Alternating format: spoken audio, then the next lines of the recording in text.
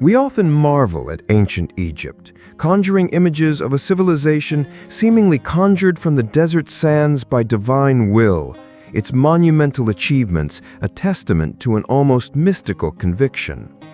But peel back the layers of romanticized history, and what emerges is a far more compelling narrative, one of brutal necessity, unparalleled organizational genius, and a pragmatic adaptation to an environment that demanded nothing less than absolute mastery. This was not a people merely blessed by a river, but one forged by the unforgiving demands of its annual rhythm. Consider the landscape, a vast, parched expanse broken only by the thin, verdant ribbon of the Nile. Survival here was a constant negotiation with extremes. The Nile's annual inundation, while life-giving, was also a force of immense destructive potential. Too high, and it brought devastation. Too low, and famine became an immediate specter. The common assumption is that the Egyptians simply revered this cycle as divine.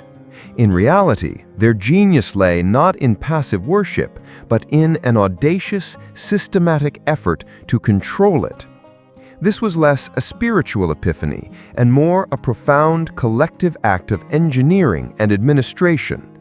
The very act of predicting, managing, and distributing this precious water required a level of social cohesion and centralized authority previously unimagined. It was the fundamental, inescapable prerequisite for their existence. This shared existential purpose transcended the fragmented loyalties of disparate villages.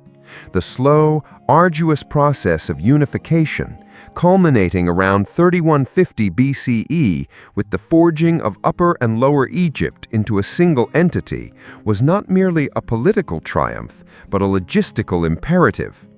Imagine the scale of this undertaking, binding together hundreds of miles of riverine settlements, standardizing practices, and establishing a common framework for resource management across such a vast territory. This was the true ignition point of their long-burning empire, a functional rather than purely mystical foundation built upon the bedrock of shared survival. At the apex of this meticulously constructed societal machine stood the pharaoh. The popular narrative paints him as a god-king, a figure of unquestioning divine authority. While certainly perceived as the terrestrial embodiment of Maat, cosmic order and justice, his divinity was also a highly effective mechanism for social control and resource mobilization. This belief system wasn't just a matter of faith. It was the ultimate justification for a monumental, centralized bureaucracy capable of directing the labor of hundreds of thousands. Every command, every decree, every stone laid was imbued with a sacred weight, yes, but this sacred weight was the very lubricant that allowed the gears of their vast collective enterprise to turn without significant internal friction. The pyramids, those colossal mountains of cut stone, are often presented as pure expressions of an insane conviction in the afterlife. And while their funerary purpose is undeniable, to view them solely through this lens misses their profound practical implications. These were not just tombs, they were the ultimate public works projects, testaments to an unparalleled ability to organize, provision, and direct an immense workforce over generations. They were expressions of state power, designed to awe, to unify, and to reinforce the absolute authority of the pharaoh. Think of the logistics: quarrying, transporting, and precisely placing millions of tons of stone, often without the wheel. This required sophisticated planning, resource management, a highly skilled labor force, and an administrative system that could sustain such an endeavor for decades, if not centuries. It was an exercise in applied engineering and human organization on a scale unmatched for millennia. Beyond the sheer monumentality, their pragmatic genius blossomed in myriad forms. Hieroglyphs, those exquisite symbols, were far more than just a sacred language. They were the indispensable tools of administration, record-keeping, and the dissemination of state doctrine, allowing for the precise management of resources and the codification of laws. Their understanding of the human body, honed through the meticulous, almost scientific process of mummification, driven by the practical demands of preserving the deceased, led to advances in medicine that would not be equaled for centuries.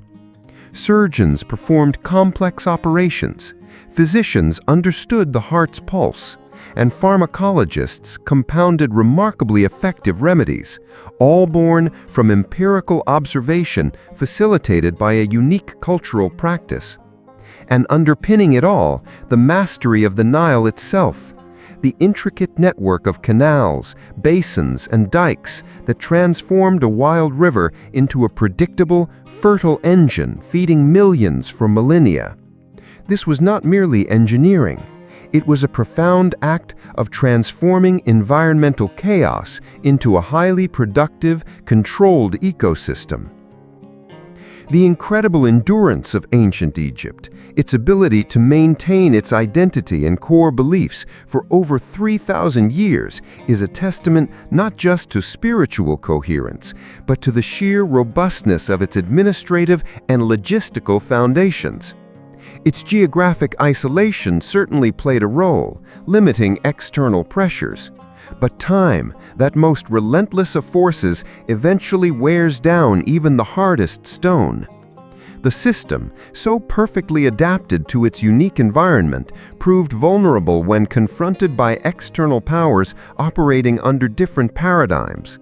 From the Persian conquests to the arrival of Alexander the Great, then the Roman legions, and finally in 642 CE the Arab armies, the long twilight descended. The pharaohs were replaced by foreign rulers, the ancient gods slowly faded before new faiths, and the great temples became silent monuments to a glory that had for centuries been a marvel of practical ingenuity. What remains, beyond the silent, colossal witnesses of the pyramids, is a profound question.